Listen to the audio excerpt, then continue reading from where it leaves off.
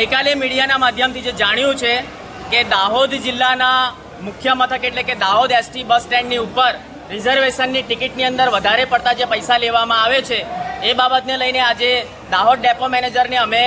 Depot manager મારફતે અમે જીએસઆરટીસીના managing ડાયરેક્ટરને એક રજૂઆત કરી છે કે તાત્કાલિક ધોરણે આ કર્મચારી કે જેણે ગઈકાલે ટિકિટ કરતાં વધારે જે પૈસા લીધા છે એ કર્મચારીને તાત્કાલિક ધોરણે સસ્પેન્ડ કરવામાં આવે। અને આજે ડેપો મેનેજરને રજૂઆત કરતાં જાણવા મળ્યું છે કે આ કર્મચારીને 7 દિવસ માટે સસ્પેન્ડ કરવામાં આવ્યો છે। આ દાહોદ જિલ્લા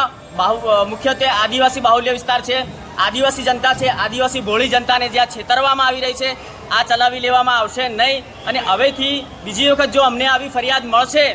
જે દિવસે અમને આ ફરિયાદ મળશે એ દિવસે જ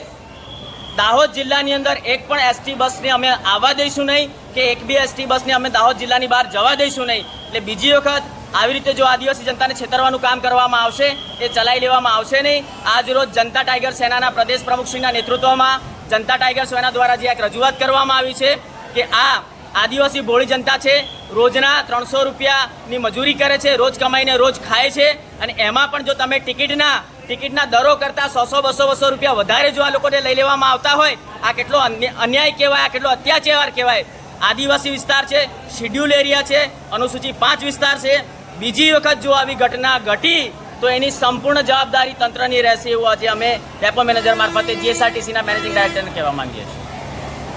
બંધ કરો, બંધ કરો, ભ્રષ્ટાચાર બંધ કરો, બંધ કરો, બંધ કરો, ભ્રષ્ટાચાર બંધ કરો, બંધ કરો, બંધ કરો, ભ્રષ્ટાચાર બંધ કરો, બંધ કરો ભાઈ, બંધ કરો। ખબર પડતી નથી એટલે તાત્કાલિક ધોરણે ગઈકાલે જે ઓનલાઈન બુકિંગની અંદર કાઉન્ટર પર બેઠા હતા